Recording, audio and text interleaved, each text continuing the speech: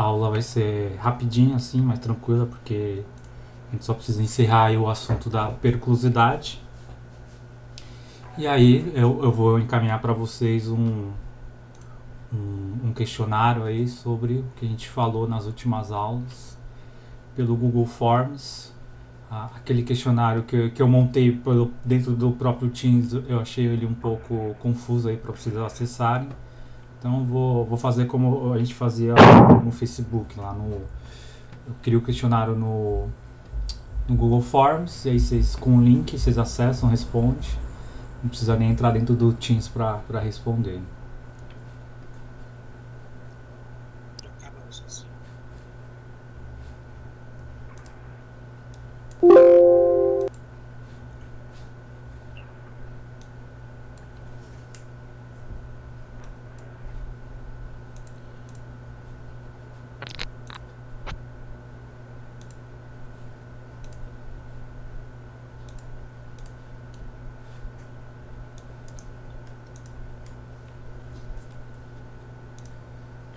Então, começar aqui, né, recapitulando o que a gente viu nas aulas passadas, né? Então a gente está tratando aí sobre alguns temas envolvendo a insalubridade e a periculosidade dentro da UC5. A gente falou um pouco sobre insalubridade, depois veio a parte de custos e aí por último veio a parte aí da periculosidade, que a gente está tratando sobre quais atividades, né, vão envolver o pagamento, né, do adicional. E como mostrar aqui na imagem, a diferença que a gente falou na aula de ontem é que a insalubridade é o risco à saúde, já a periculosidade é o risco à vida do trabalhador. Então, na insalubridade, ela vai estar mais ligada ao que apresenta no ambiente de trabalho, né? Quais são os agentes ambientais que se apresentam que pode causar um dano à sua saúde, né? Como ruído, calor, radiações, poeiras, agentes químicos, vibrações, radiação não ionizante, umidade, frio, agentes biológicos, condições hiperbálicas e agentes químicos, né? Então aqui acho legal esse quadro, que é aquele meio que ele mostra o que a gente deve avaliar e o que não precisa, né? Então aqui na maioria dos casos a gente sempre vai precisar avaliar o ruído, o calor, a radiação ionizante, as poeiras, alguns tipos de agentes químicos e a vibração. E aqui alguns só pela verificação qualitativa a gente consegue constatar aí a presença desse agente e o pagamento do adicional da insalubridade. E aí, na periculosidade tem mais a ver com a atividade, né? O que aquela pessoa faz, né? O que ela é contratada para fazer. Algumas condições, né, vão envolver também agentes ambientais, mas aqui está mais ligado à profissão da pessoa. Se a pessoa é um frentista, se a pessoa é como a gente viu na aula passada, se ela trabalha na segurança patrimonial, se ele é um eletricista de alta tensão, média tensão, né? E aí a gente vai ver o que ficou faltando para falar desses agentes. Beleza?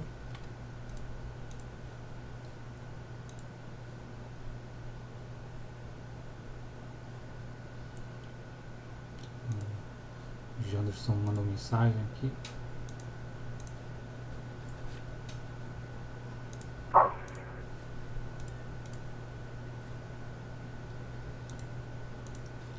Então, para a aula de hoje, quais agentes, quais atividades ficaram faltando aí para a questão da periculosidade?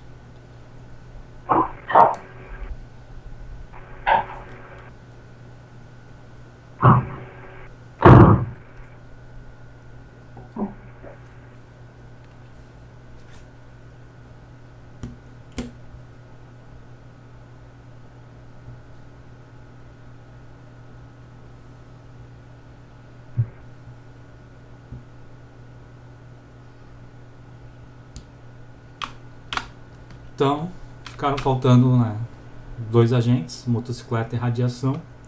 E aí a gente vai falar um pouco aí rapidamente sobre eles na aula de hoje.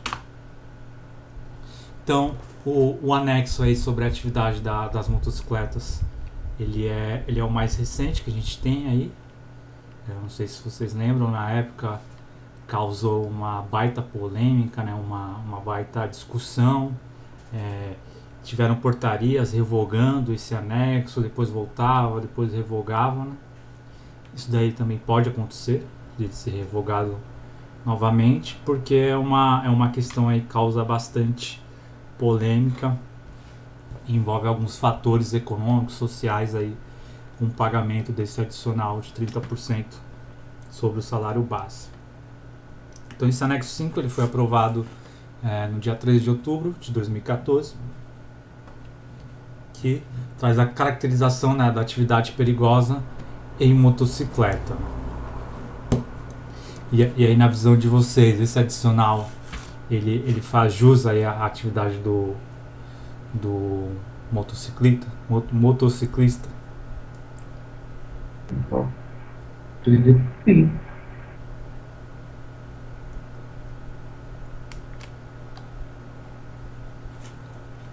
Por que vocês acham que deve ser pago esse adicional ao motociclista?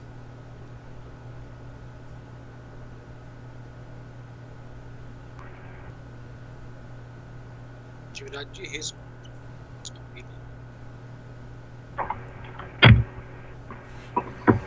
Atividade de alto risco, né?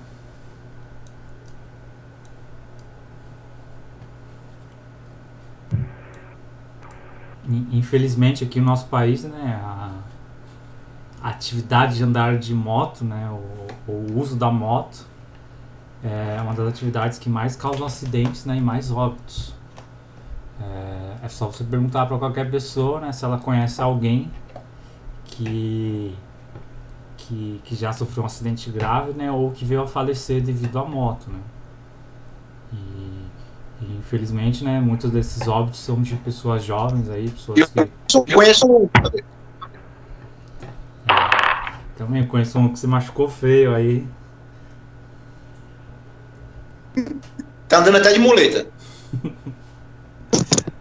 Na classe teve vários, né? Teve o William, teve o Henrique, acho que o Vinícius também caiu, o Francisco Kaique, né? O Parça. É. Então é uma atividade que, mesmo não sendo profissional, ela causa aí vários danos, né? Como falei, às vezes, muitas vezes pessoas jovens, né? Então às vezes tem...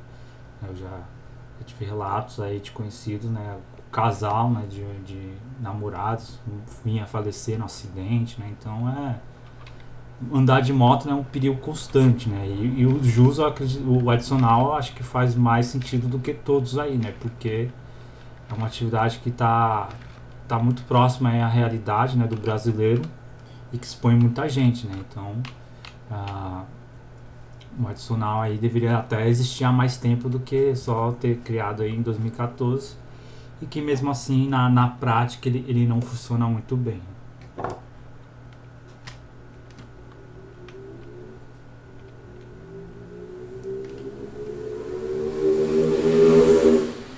Então aqui alguns dados, né? Então sobre duas rodas, né, o risco de morte é 20 vezes maior, né? Então o perfil médico das vítimas fatais no trânsito é de homens jovens. Um em cada 4 óbitos no trânsito, né, no Brasil. Um a cada 4 estava, né, de motocicleta, né? Então na moto o risco é maior, né, 20 vezes mais chance da morte do que com um carro. Então 20 vezes, né? Você está dirigindo um carro e uma moto de sofrer um acidente e de ser fatal. 7% dos acidentes de carro tem vítima. Já no de moto, né, 71% dos acidentes tem a vítima, né? Então daqui traz uma grande diferença, né? No carro muitas vezes você bate, né? O acidente é leve e acaba ninguém se machucando, né?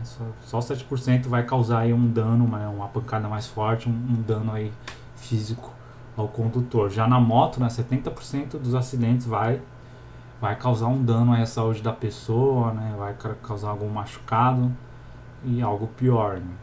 E na prática a gente sabe que é bem isso, né? Caiu de moto, você vai ralar alguma coisa, você tá com o corpo, né, muito exposto ao chão, a ser projetado, né? Na moto ainda não criaram um cinto de segurança efetivo, né? Algum sistema aí que proteja o condutor, né? Você tá sobre um motor, né? Sobre rodas em alta velocidade, né? Então é até meio maluco você pensar na parte lógica, né? Que você tá, né, sobre um pedaço de ferro andando a alta velocidade, preso só pela mão, né? Ali, e pela gravidade do teu corpo sobre a moto. E aí o risco aumenta 60 vezes se você tivesse um capacete. E 73% dos acidentes com moto comprometem os membros inferiores, né? Então as pernas aí sofrem bastante aí no caso dos acidentes de moto. Então, no ano de 2011, apenas 40 dos 500 motociclistas que morreram no trânsito da cidade de São Paulo eram profissionais. 78 das vítimas fatais no trânsito são homens, né? 21% morrem após quedas de moto. 52% dos motociclistas mortos tinham até 29 anos, né? Então, mais que a metade aí eram jovens, né? E aí 15% também haviam consumido álcool, né? Então ainda no nosso país tem esse problema, né, da questão da bebida, né? Eu vejo que a lei seca, as blitz, né, da lei seca, elas já foram mais eficazes, pelo menos nessa época de pandemia, que na minha região eu não vi mais nenhuma, né, de ser alguém de ter a blitz e ter o bafômetro, né? Então isso daí acaba inibindo aí o pessoal a beber, a se colocar em risco, né? Porque às vezes no nosso país só funciona na base, né, da punição, na base da imposição aí das leis, né? Certo? O que vocês acham desses dados aí? Faz sentido? Sim. Sim.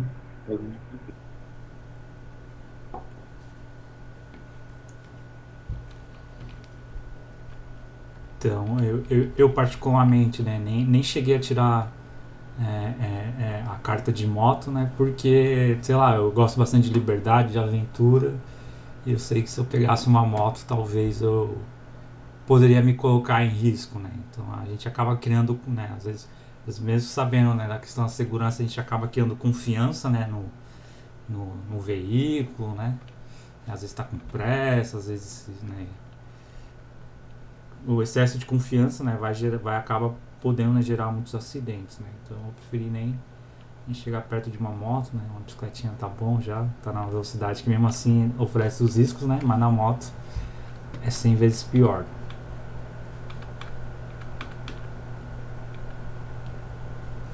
Então outro dado, né, grave aí que vai envolver também a questão dos custos previdenciários, né? Acidentes de motos deixam 2,5 milhões de pessoas com invalidez permanente nos últimos 10 anos. Então, nos últimos 10 anos, 2,5 milhões de pessoas entraram no INSS aí, tiveram que, né, que se aposentar por invalidez, porque ficaram com essas condições comprometidas aí de realizar qualquer tipo de atividade de trabalho, né?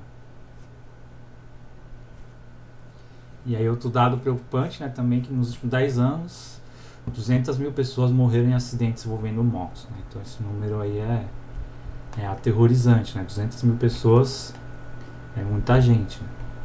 Então é mais que muitas guerras aí que morrem de pessoas aí sobre acidentes de moto, né?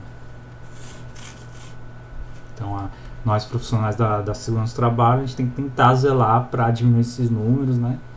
Porque faz parte da realidade do motorista, né? Do brasileiro, o uso da moto, né? E querendo ou não, com o trânsito, né? Com o preço do carro, o combustível, né? A moto é uma ótima saída, né? E vai continuar sendo a realidade por muito tempo, mas a gente tem que tentar preservar, né, essas vidas, esses acidentes o máximo possível, mesmo que sejam, né, fora do local de trabalho. Certo?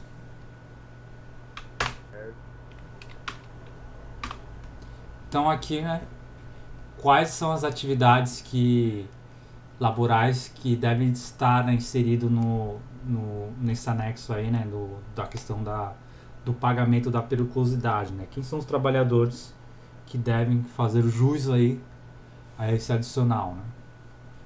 Então, as atividades laborais com a utilização de motocicletas ou motoneta, né, deslocamento de trabalhadores em vias públicas, são consideradas perigosas. Então aqui deixa bem claro, né, a questão, né, de deslocamento por vias públicas, né? Então o cara tem que estar andando na rua para ser considerada a atividade dele perigosa.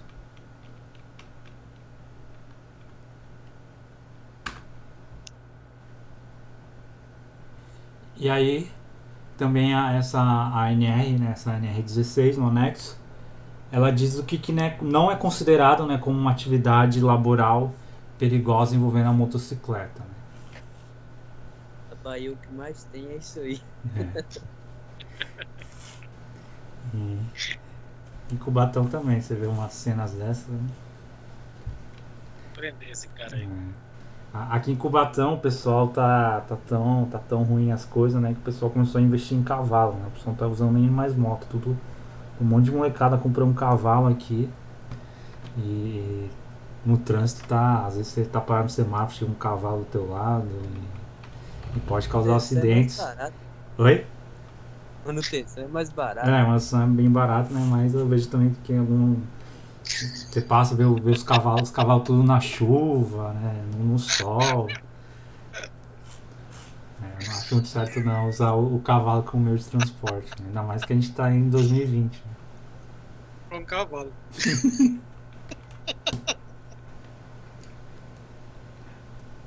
Mas na crise, né? Vai amarrar no portão do Senac que comprar.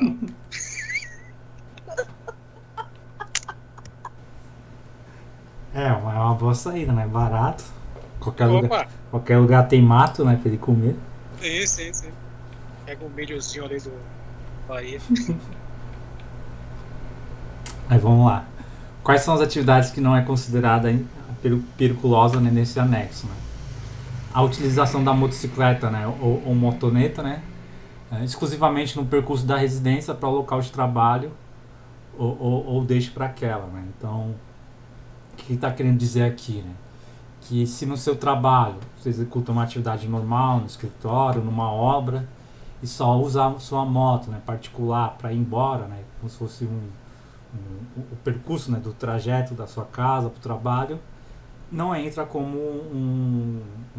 uma atividade periculosa, né, porque não faz parte da sua atividade laboral, só faz parte aí do seu transporte externo, né. E aí vai de cada pessoa, né? Escolher de moto, de carro, de ônibus. Né? Continua sendo um acidente de trajeto, mas não entra aí com uma atividade laboral se sua atividade for outra, né? Se sua atividade não envolver a moto. Né? Já pensou pagar a periculosidade para todo mundo que vai embora do trabalho de moto?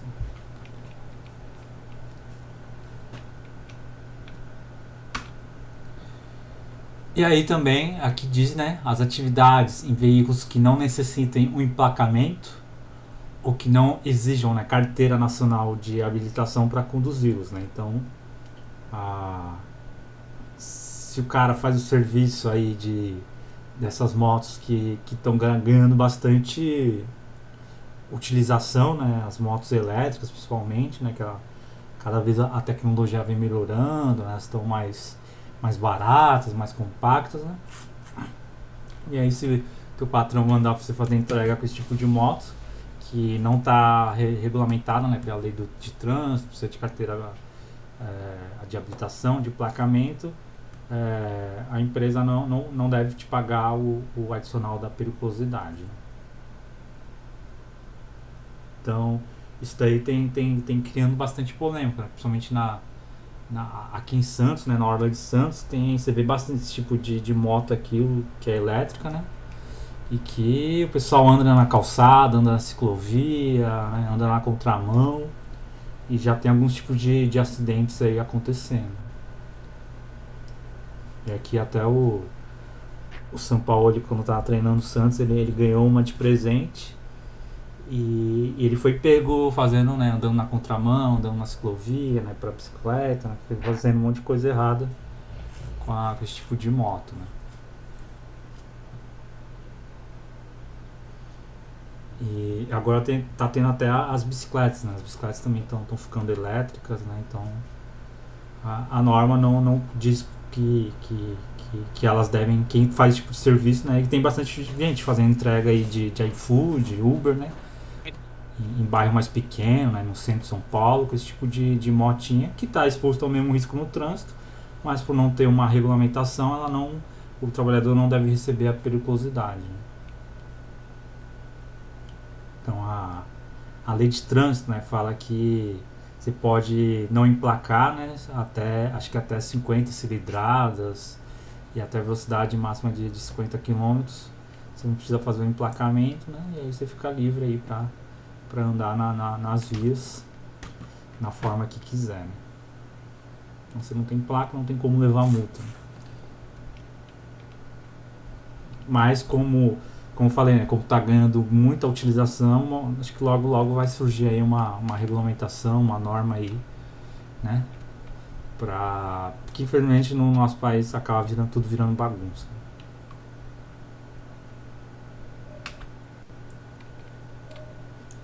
Então também as atividades em motocicletas ou motonetas em locais privados, né, então se você utiliza, né, a moto, por exemplo, dentro de uma empresa, dentro de uma fábrica, dentro de uma indústria, uma plantação, você não deve receber a periculosidade porque você não está exposto aí ao risco do trânsito, né? Tá exposto ao risco de cair e tudo, né? Mas você não, que aumenta muitos acidentes, né? O trânsito que a gente tem aí nas ruas, né? Então aqui no caso tem um vigilante, o vigilante já recebe na periculosidade pelo serviço de próprios de segurança privada, né? Mas também poderia receber aí, se ele quisesse, né, receber pelo uso da moto, se for um local fechado, né, então um estacionamento de shopping, a gente vê esse cara de moto, não deveria receber pelo simples uso da moto, né? E aqui é essa imagem na fazenda, né? Então, como falei, né, Cubatão tá voltando no tempo, né? Nas grandes fazendas, o pessoal tá vendo que é mais prático usar moto do que cavalo para fazer a plantação, a colheita, para fazer lá o recolhimento do gado lá, dos boizinhos, né? O pessoal tá usando moto porque é mais prático, né? É mais rápido, né, a movimentação do que o uso dos cavalos. E aí Cubatão tá fazendo o contrário, né? Tá largando a moto e usando o cavalo.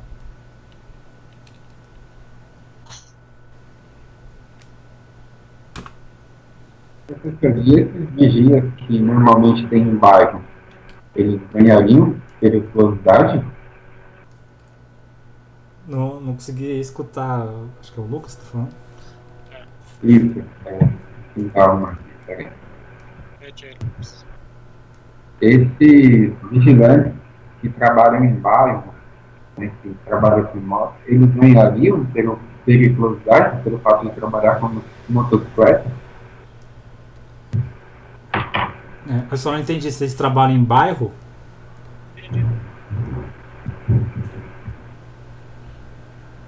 Se eles trabalham em bairro? Aqueles vigilantes que Os trabalham na vigilantes rua, lá que faz piu, piu, piu, piu, e a gente tá seguro.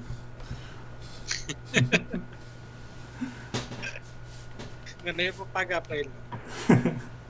Eles deveriam receber sim, né? Pelos dois motivos, né? Pelo motivo de tá prestando serviço de segurança, né? E também ele está andando de moto em via pública, né? Então pelo fato de ele estar exercendo uma atividade no trânsito, né, normal da cidade, ele deveria receber, mesmo que à noite, né? Mesmo que no bairro aí mais tranquilo. Mas deveria receber sim.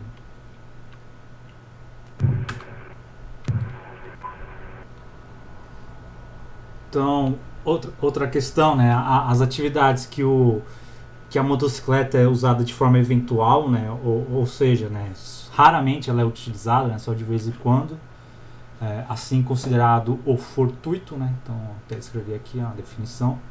quando o uso é casual, acidental, inopinado, imprevisto, né?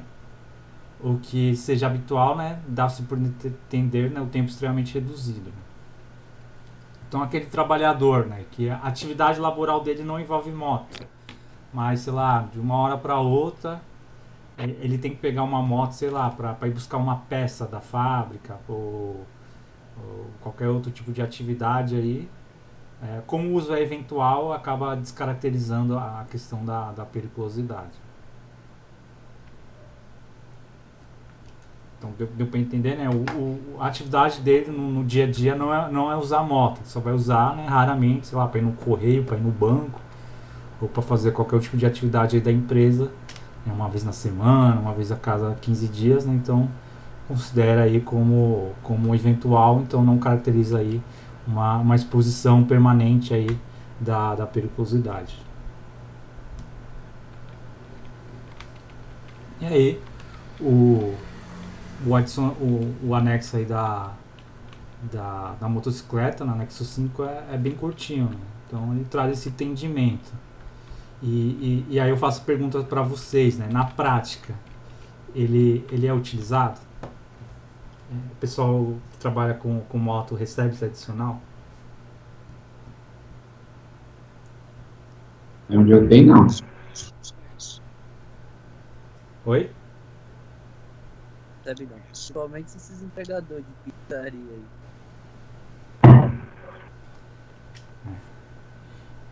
Então, Eu acho que eles não servem porque eles não têm muito conhecimento, né? não tem o conhecimento, né? E tem a questão financeira, social, que é o que, né? O trabalho por si só do motoboy, né? Ele é informal. É difícil você ver um motoboy que ele tem a carteira assinada, né? Então, só grandes empresas aí, né? Empresas de sei lá, de logística, né, mais estruturada, sei lá, uma FedEx, uma Rapilog da vida, né? O Correio, por exemplo, né? Mais empresas mais estruturadas, com mais poder financeiro. Na maioria das vezes o motoboy ele tá um dia numa pizzaria, tá outro dia numa firma, tá outro dia em outro lugar, né? Então ele acaba não criando aí um vínculo emregativo, mesmo existindo, né? E aí também acaba, né, como não tem uma carteira assinada, não acaba tendo o adicional aí da periculosidade, né? Então, quando surgiu esse anexo, o grande debate foi isso, né? O trabalho do motoboy já é informal, com esse peso a mais, né, que o empregador, né, que o chefe vai ter que pagar. Isso daí vai aumentar mais ainda essa informalidade. E em regra isso aconteceu mesmo, né? Não mudou nada, né? Ainda é muito difícil, né? Boa parte aí dos motociclistas não são registrados na empresa, né? Eles trabalham aí por hora, por dia, por entrega, né? Sem esse vínculo empregativo, né?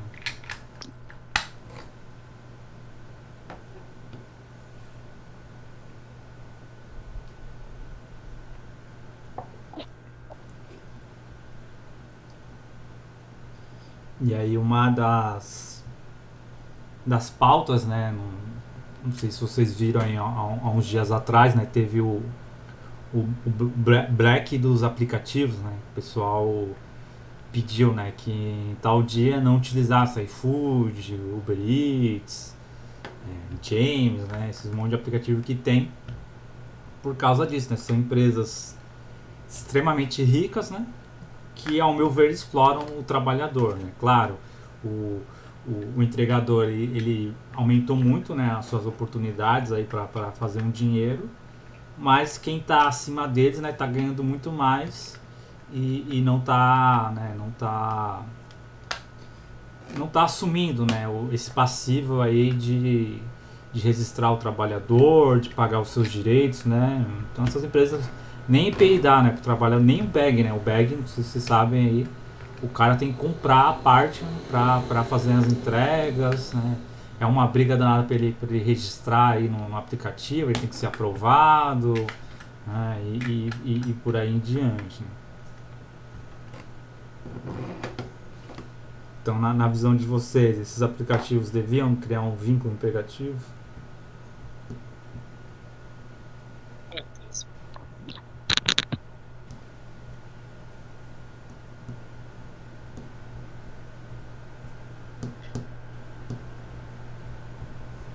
E aí, pessoal, o que vocês acham?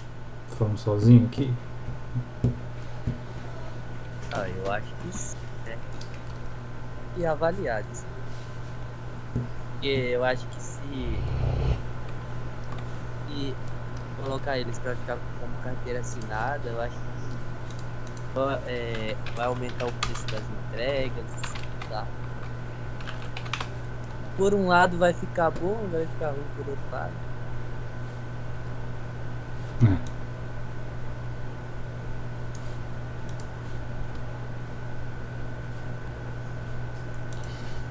Então, essa questão dos aplicativos, né?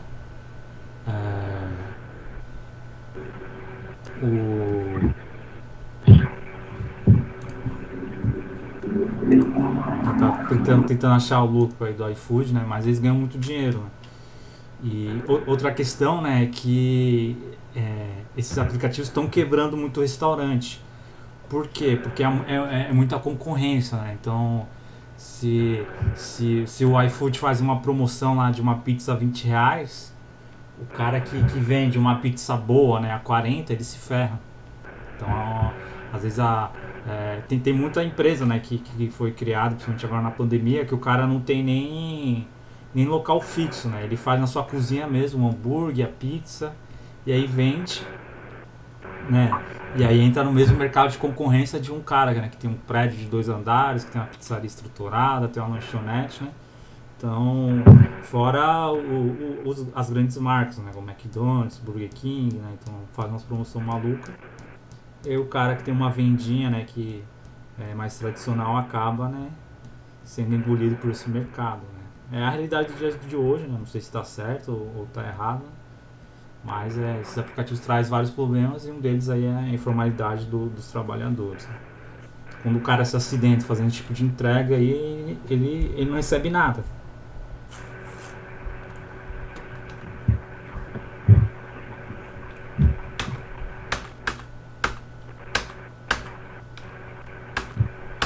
Vamos lá. Continuando, então, o adicional da motocicleta, ele faz jus desde 2014 e ele poderia ser mais praticado se não tivesse tanta informalidade no trabalho.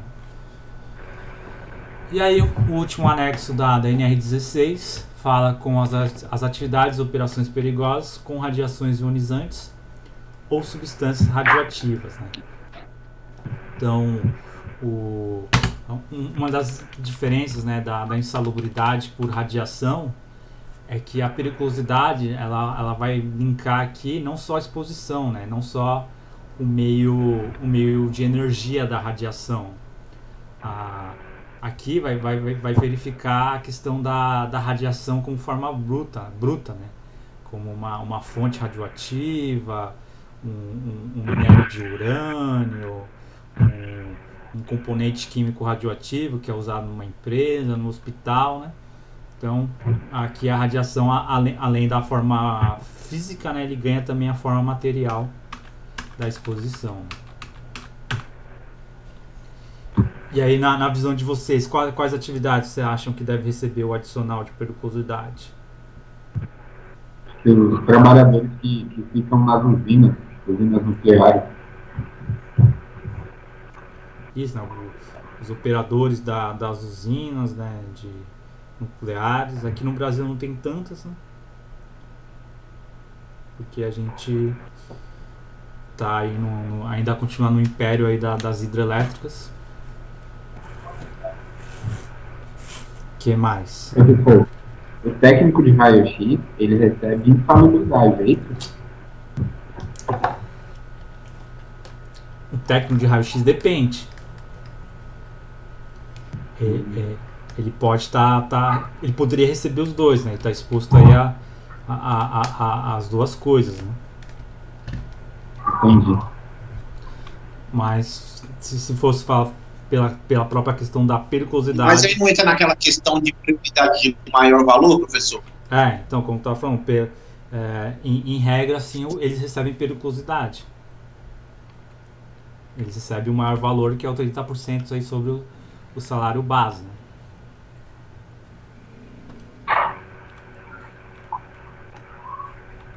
Beleza.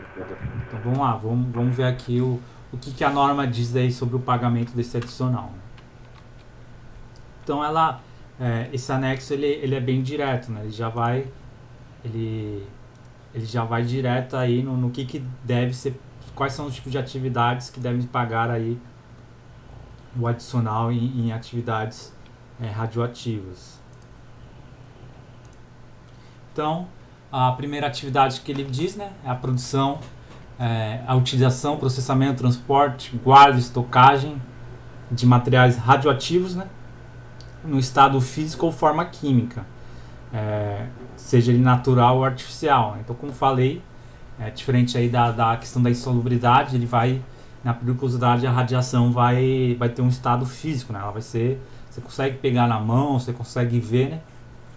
Então, um exemplo é onde é feita a extração desse material radioativo, né? Então a gente tira a radiação principalmente de minerais como o urânio, né? Então a radiação, né, a forma de energia dela, ela não vem do nada do universo, né?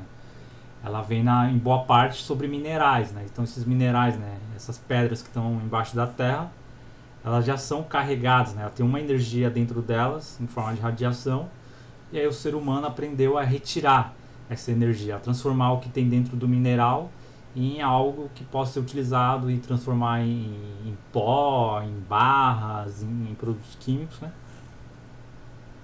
Então quem trabalha em minas, depósitos, plantas de usinas e outras áreas sujeitas à radiação ionizante, eles devem receber o adicional, né? Então aqui já cria um leque aí de vários tipos de trabalhadores que vão receber a periculosidade. Depois é a produção, transformação e tratamento do material nuclear para o ciclo combustível, né? Então o que acontece, né? As empresas retiram, né, esse urânio e outras rochas aí radioativas da natureza. E aí elas têm que transformar ele em algo que possa ser usado nas usinas, na área da medicina, né? Então ele passa por um processo químico, industrial de transformação. E aí todo mundo que está exposto aí também deve receber aí o adicional. Então na fabricação, instalação de armazenamento, instalações provisórias, então tudo o que envolve o processo produtivo com material radioativo, essas pessoas devem receber o adicional. Depois, isso daqui é curioso, né? Na produção de radioisótopos para uso na medicina, agricultura, agropecuária, pesquisa e tecnologia. Alguém já ouviu falar sobre radioisótopos na medicina? Não faço a mínima ideia. Então, eles são bastante utilizados. Alguém aqui já fez uma ressonância magnética? Sim. Ah, tudo que é com raio-x, radiação, já fiz. Quando você fez lá a ressonância, você teve que tomar o contraste? Teve. Então, ali você bebeu um radioisótopo, né? Você bebeu um pouquinho de radiação para fazer o quê? Para quando bater o raio-x, fazer aquele material radioativo brilhar dentro de você, né? E aí ele te dá uma imagem mais nítida, né? Eu lembro disso daí. Então E é enjoativo, viu? Dá vontade de vomitar. É enjoativo, né? Você tá tomando uma bomba ali de energia nuclear, né? E por isso que é controlado. Já teve casos aí de pessoas que veio ao óbito, teve uma sobredosagem, né, do contraste, né? Então esse tipo de material é bastante utilizado na medicina, né? Então, por exemplo, o cromo é usado para a imagem do baço, verificar o volume das hemácias. O tecnécio a pessoa toma para para ter um estudo do cérebro, pulmão, ossos, sódio, lesão vasculares, talho, galho, né? Então tudo é tomado, né, às vezes para ver ter uma melhor visão das artérias, uma visão dos órgãos, uma visão da corrente sanguínea, né? Então os radioisótopos são produtos que são radioativos, né, mas são controlados aí e utilizados na forma medicinal. Então o que faz a produção, né, que faz o estudo desses elementos deve receber o adicional aí da periculosidade. Então, outra forma que é utilizada a radiação também, que a gente nem sabe, é nos alimentos, né? Então, muitos alimentos que a gente come, principalmente frutas, eles recebem uma carga radioativa. Para quê? Para matar as bactérias, né? Alguns vírus, né? Fungos. Então, isso daí é bem comum ser utilizado na nossa agricultura, né? Então, pega o alimento, libera uma descarga nuclear em cima dele e mata tudo que é ruim que tem ali sobre ele, né? E também, querendo ou não, o alimento acaba absorvendo um pouco dessa radiação e a gente acaba comendo. Então o processo é esse: coloca o alimento aqui numa esteira, ele recebe a carga radioativa, né? Acaba matando, e aí ele ganha uma vida útil mais longa. Aqui é um exemplo, né, de uma banana. A banana que foi irradiada e a outra que não. Então ela foi irradiada, as outras foram irradiadas madura. A primeira aqui que recebeu a radiação, ela, né, ainda está verdinha, vai demorar para estragar. E aí essa daqui não passou pela radiação e aí está apodrecendo muito mais rápido. Então, por um lado, é um bom que diminui o desperdício de alimento, né, conserva mais, né? Mas por outro lado, a gente ainda é meio cego nos danos que isso vai causar à nossa saúde. Aqui é outro exemplo, né? A cebola que recebeu radiação, essa daqui, né? Essa daqui não. Aqui boa parte já começou a apodrecer e aqui não, tá tudo ainda intacto. E aí quando fala, né, que um alimento ele é orgânico, é por causa disso, né? Ele não recebeu nenhum tipo de agrotóxico e também não recebeu aí a radiação, né? Então é um alimento natural, né? Natura ali, limpinho, bem mais saudável, mas por ele estraga bem mais rápido, ele é de um tamanho menor, a qualidade dele acaba caindo, né?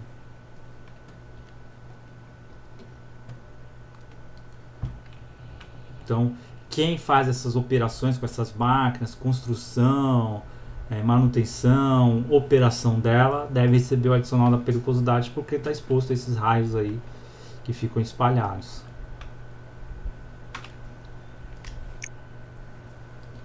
E aí também outra atividade que recebe o adicional é quem faz o processo, o trabalho sujo, né? Que é de alto risco, né, que é a descontaminação dos locais, né, que foram contaminados com a radiação, né? Então, quem faz a limpeza de instrumentos, máquinas, ferramentas, utensílios, áreas contaminadas, né, eles devem receber o adicional da periculosidade que faz bem lógico fazer o juízo adicional, né? Então, as pessoas aí estão extremamente expostas ao risco da radiação. Então essas fotos aqui, alguém sabe de onde que é? Chernobyl. Não. Porque o do acidente que teve no Brasil, não foi do César? Isso. Só escutei o Césio. César 167, eu acho, alguma coisa assim. Isso. Então isso daqui é em Goiânia, né? Então isso daqui é no estado de Goiás, na capital, né, em Goiânia, quando teve o acidente lá do Césio 137. Então teve esse acidente lá que um cara de um ferro velho, ele pegou um raio-x abandonado de uma clínica médica, abriu a fonte, né? Então toda a máquina de raio-x, dentro dele tem uma fonte radioativa, né? Que ela é blindada e super bem conservada ali dentro, né? E que não é tão fácil o acesso. Mas ele pegou essa máquina, levou o ferro velho dele e conseguiu abrir a fonte de radiação. E aí aquela fonte estava num estado que hoje em dia já não é mais utilizado, né? Que ela estava toda em pó. E aí ele pegou aquele pó, começou a espalhar na pele, deu para a filha brincar. Quem ia na casa dele ele mostrava, guardava numa caixinha de fósforo. E aí teve essa toda a contaminação na cidade de Goiânia. E aí é o pessoal que foi depois, né? O pessoal fazendo a descontaminação. Infelizmente, muitos desses profissionais adoeceram, né? Que a gente dá pra ver que eles não estão utilizando a diferença de EPI aqui desses dois, né? E pro pessoal que tá trabalhando aqui em Goiânia. Então, o pessoal não tá aqui, não tá nem de luva, né? Tá recolhendo material radioativo, mas tá sem luva, tá sem máscara, tá usando máscara que nem o pessoal tá usando agora no queixo, né?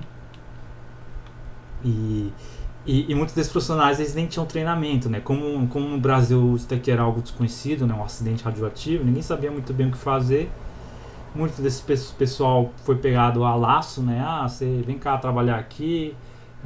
Pegaram muito bombeiro, muito policial para fazer esse tipo de atividade, né? Todos os animais que estavam nessa região foram sacrificados, né? Tiveram que serem mortos, né? Então tá até aqui, ó. Acho que a mulher tá colocando uma galinha aqui, né? Então foi um acidente bem feio. E o pessoal aqui, né? Se fosse nos dias de hoje, deveria receber a periculosidade, né? E que muitos hoje pagaram com a vida aí por essa exposição sem as devidas medidas de controle.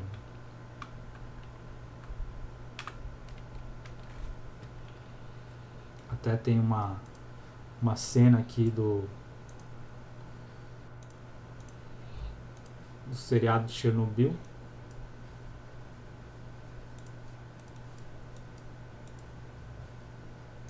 Return immediately, drop your shovels in the bin and proceed down the hallway for decontamination. Above all, while on the roof, throw your debris over the rail. Do not look over the rail. Is that clear? Cheguei a mostrar, né? Very well. On my mark, ready, go. Eles tinham 1 minuto de exposição para limpar aí todo o material.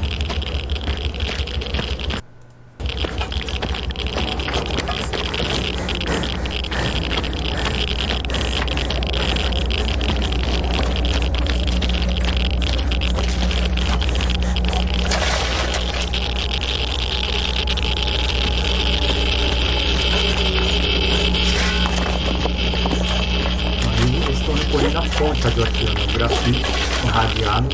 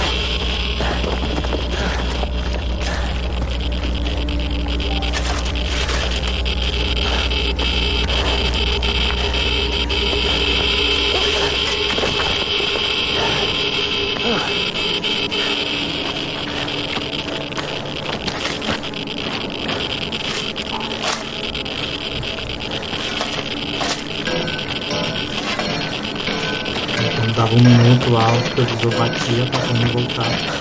E aí ia uma outra equipe.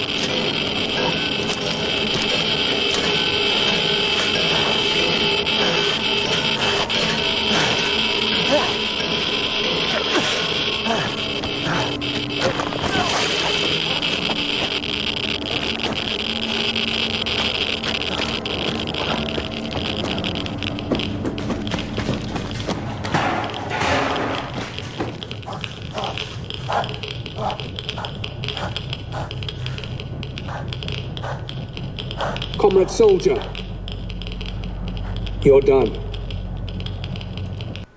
Então, provavelmente esse cara veio a falecer, né? Porque eles tinham 1 minuto, né? 1 minuto por dia pra limpar ali cada pessoa, né? E aí ele caiu ali na água, cheio de radiação e tal. Então essa cena é do seriado Chernobyl, né? Da HBO. Aí quem for da pirataria consegue baixar.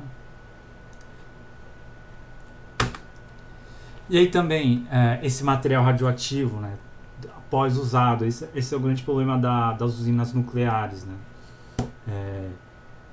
Acabou o processo, né, de gerar energia, vai sobrar resíduo. E aí esse resíduo você não pode jogar no lixo, você não pode colocar fogo. A única alternativa aí, né, que a raça humana desenvolveu é enterrar ele, da maneira mais segura possível, e aquilo lá vai ficar por milhares de anos ali oferecendo um risco. Então esse é o grande, né, por exemplo, a usina nuclear, ela é ótima assim para a questão do meio ambiente contra operação, né? Então gera muito pouco impacto ambiental, pouca poluição. O problema é quando vai dar destinação para esse resíduo, né? Então tem locais aí, que nem os Estados Unidos, eles tiveram que fazer um buraco no meio do oceano para enterrar esse material radioativo, e aquilo lá vai ficar para sempre ali. Então esse exemplo aqui é o que fizeram com o resíduo de Goiânia, né? Então o resíduo de Goiânia, eles tiveram que fazer tipo um aterro sanitário, concretar o solo, né? E aí depois concretar várias camadas de chumbo, areia, brita, e depois, né, ficar daqui para sempre coberto, né? O problema é que eles não fizeram um isolamento do solo. Então se daqui tiver alguma rachadura, algum vazamento, vai chegar no lençol freático, e isso pode chegar no rio aí, levar toda essa radiação. Então o acidente do Césio 137, né, mesmo acho que 30 anos depois, ele ainda oferece risco aí para a sociedade por causa do seu resíduo. Atividades, né, que envolvem os reatores, né, então quem trabalha nas usinas nucleares devem receber o adicional da periculosidade. Aqui no Brasil a gente tem a Angra 1, 2 e a Angra 3, né, que está em construção. Então acho que essa é a única usina nuclear que a gente tem no nosso país, que, como vocês podem ver, ela ocupa até um tamanho razoavelmente pequeno, gera muita energia, mas o grande problema é se tiver um acidente, se tiver qual é a destinação para o material que é utilizado aqui, né? Mas o nosso país continua investindo, construindo a Angra 3, já teve vários escândalos de corrupção envolvendo essas usinas, mas, né, o Brasil tem aí as suas usinas nucleares produzindo energia no Rio de Janeiro. E aí também quem trabalha em aceleradores de partículas, né? Então aceleradores de partículas são empreendimentos voltados para pesquisa, para ciência, né? Onde eles, como o nome diz, vão acelerar partículas aí na velocidade, acho que até da luz. E aí eles tem vários experimentos científicos que eles realizam lá, né? Então e aqui vai gerar uma grande energia radioativa, né? Então o pessoal que está trabalhando aqui está exposto a esses agentes. Tem alguém aí, pessoal, falando sozinho?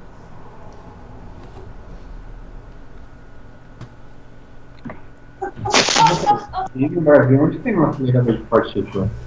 Em Campinas? É o Sirius? O Sirius tem em Campinas, um aqui no nosso país, né, que até acho que essa foto aqui é do Sirius de Campinas, né? Então é até louvável, né, o Brasil investir num local desse, né, para ciência, que ele está em operação na cidade. Eu trabalhei aí, professor. Trabalhou? Trabalhei na limpeza desse telhado aí para poder fazer a entrega da obra. Pô, bacana, hein? Gigantesco o lugar, né? Já falo pra você, viu? Pra dar a volta aí é mais ou menos, acho que umas 3 horas de relógio, viu? É doido, é grande demais, professor. Eles usam o carrinho de golfe pra andar dentro. E é um investimento gigantesco para isso daqui, né? E daqui não produz nada, Isso né? que é o segundo, né? Maior da América Latina, né? Isso daqui não produz nada, produz ciência, né? Que tem um túnel grandão que ele joga a bactéria lá dentro e testa no calor, no frio. É um bagulho doido, professor. É um negócio de tubo desse daqui que gira aqui, né? E o negócio, cara, eles fazem um aceleramento das partículas. Daí tem reações atômicas aí, faz uns estudos aí que não é muito a minha praia, mas, como eu falei, é louvável ter esse tipo de empreendimento, né, e fazer um investimento na ciência, né. E aí só queria mostrar isso daqui. Como é que é isso daqui?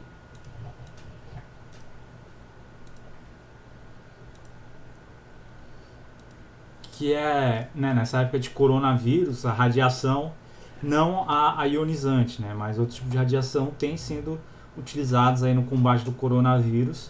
E acredito que cada vez mais isso daí vai estar próximo do nosso dia a dia. Contra o coronavírus, pesquisadores e empresas buscam Tá dando para ouvir?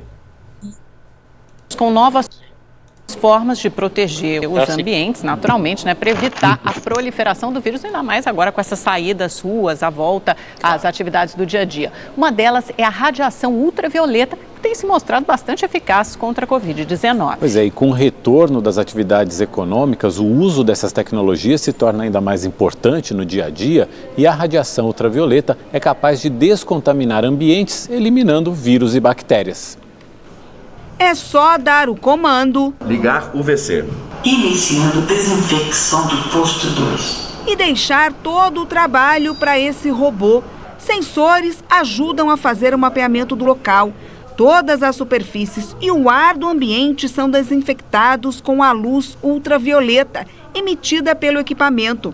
O processo nesta clínica de Belo Horizonte levou menos de 5 minutos. Esse equipamento é um sistema de desinfecção rápida de ambientes que utiliza luz ultravioleta para eliminar de maneira rápida vírus, bactérias, fungos, inclusive o coronavírus. A tecnologia que utiliza lâmpadas especiais para eliminar do ambiente vírus e bactérias já é conhecida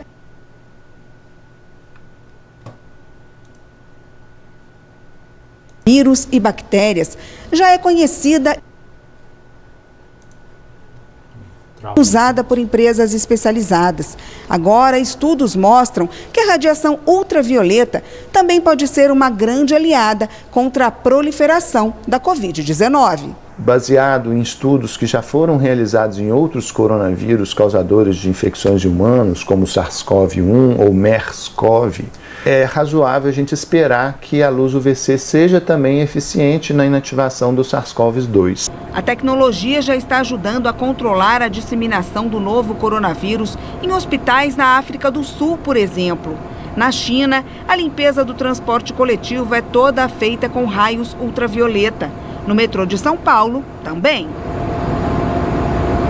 Pesquisadores da USP de São Carlos, no interior de São Paulo, criaram uma vassoura e um rodinho de mão que conseguem esterilizar mesas, computadores, materiais de escritório.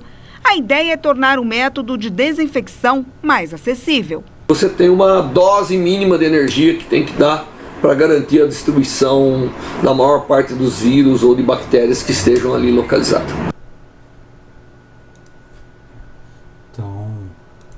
Até coloquei aqui é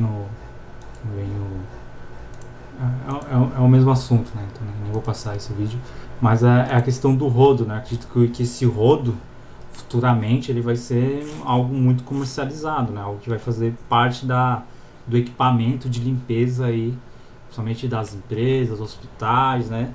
E aí é mais mais um agente envolvendo a atividade da limpeza, né? Que agora vai envolver radiação ionizante, né? Ultravioleta. Né? Então vocês já tinham ouvido falar sobre isso daqui?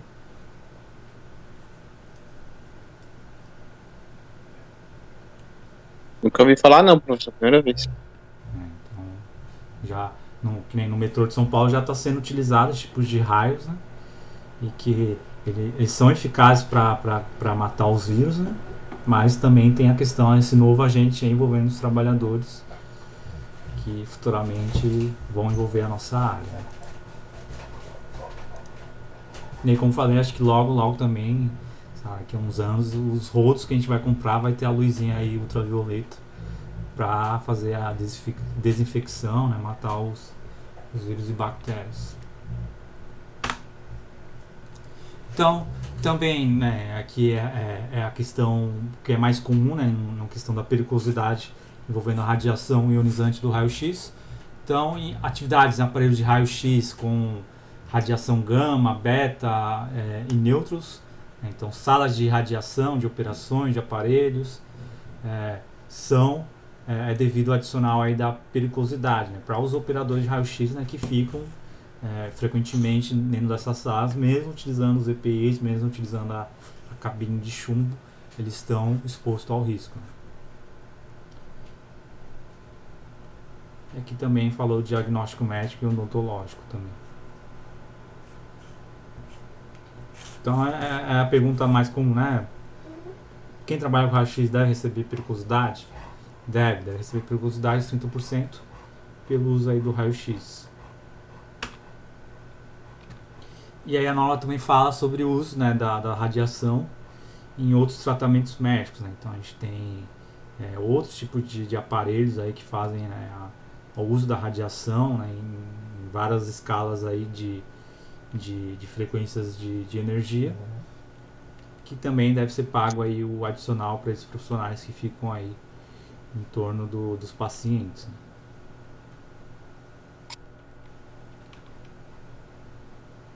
E aí tem essa dúvida, né, que foi criada aí uma nota explicativa da norma, que ela diz, né, que a atividade onde o raio-x é um aparelho móvel, né, então aqui a gente tem um aparelho fixo, ele é instalado numa sala, a sala toda é feita só para realizar esse tipo de atividade. Aqui se deve o adicional. Agora, em locais que é utilizado móvel, então tem alguns casos que o paciente está acamado, não consegue sair da cama, não consegue ser transferido, ou o local não tem uma sala de raio-x preparada, é utilizado esse aparelho aqui móvel, né? Então você consegue colocar onde você quiser. E aqui diz que a norma, quem faz esse tipo de atividade, não deve receber o adicional. Não são consideradas perigosas para efeito desse anexo a atividade desenvolvida em áreas que utilizam equipamento móvel de raio-x para o diagnóstico médico.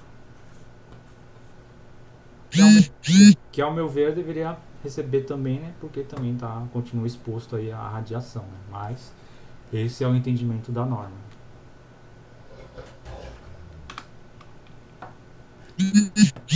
Áreas tais, né, como emergência, centro de tratamento intensivo, né, sala de UTI, de recuperação, leitos de internação, são classificados, né, como sala de radiação em razão do uso do equipamento móvel de raio-x, né.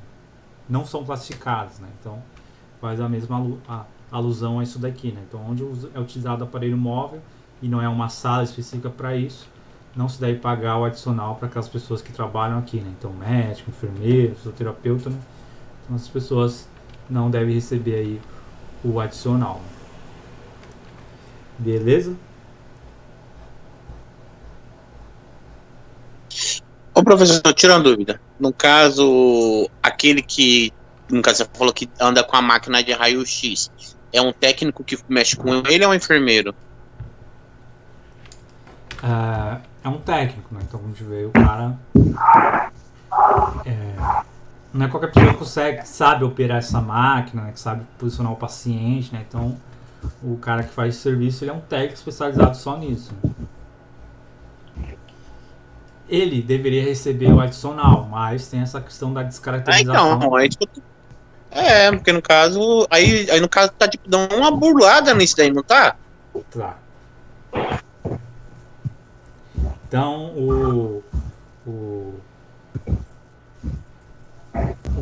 a ANR, né, o que ela interpreta, né, que esse cara, que esse uso talvez seja eventual, né, que não é que nessa sala aqui o cara fica o dia inteiro fazendo só esse tipo de atividade. Esse tipo de operação não é sempre que acontece, é eventual, né? Geralmente os hospitais têm essa sala e é levado o cara para lá, aqui é só em condições específicas, né, que o cara, como foi, tá acamado, não consegue sair da cama, não pode mexer no paciente. Mas esse é o entendimento da norma. Tá. Aí eventual, como chamam de vez em quando que ele tá mexendo, não é diretamente. Isso. É como se fosse uma carga horária. A exposição dele é eventual, né? Não é permanente, não é o dia inteiro. Professor, muda alguma coisa se essa auxiliar de enfermagem ou enfermeira trabalhar na área de medicina nuclear? Muda, se ela trabalha na parte de medicina nuclear, ela deve receber um adicional. Ah, perfeito. Mas pegando o link aí do William, né, como eu falei, né, essa questão da norma, da justiça, às vezes vai da interpretação do juiz. Então aqui nesse caso da Justiça do Trabalho, né, uma dentista, ela vai receber os 2 adicionais, né, periculosidade e insalubridade. Então essa cirurgiã de Porto Alegre, né, entrou na Justiça pedindo insalubridade e periculosidade. E aí a 7ª turma desse lugar aqui entendeu, né, que poderia ter acumulação da exposição. Por quê? Porque ela entendeu que ela ela tem um contato com produto químico com mercúrio para fazer o tratamento do dente, fazer as restaurações. E também ela concluiu que ela está exposta a radiação ionizantes e substâncias radioativas aí na verificação dos dentes, né? Então, provavelmente ela não recebia nenhum dos 2, ela entrou na justiça e aí subiu até o TRT, né? E o entendimento do juiz, do tribunal, foi esse, né? Então, como eu falei, às vezes o que está na norma, na cabeça do juiz, o entendimento dele é diferente, né? Então aqui ela se deu bem, vai ganhar os 2 adicionais acumulados, né? Então ela vai receber aí os 30% da periculosidade e provavelmente aí os 40% do grau máximo da insalubridade.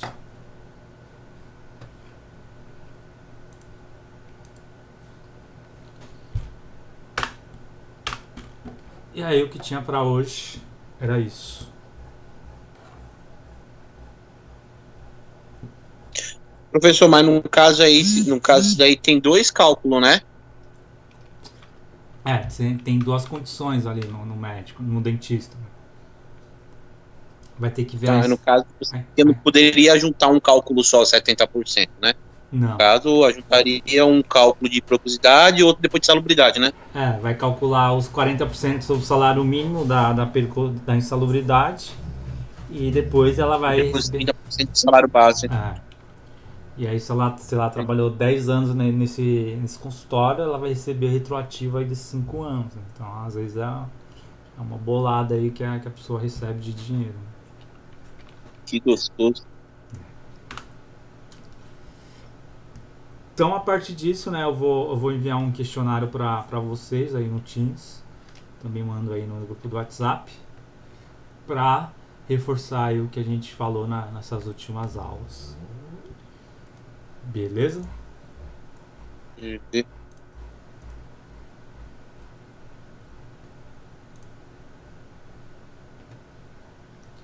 Então, podemos encerrar a aula por aqui?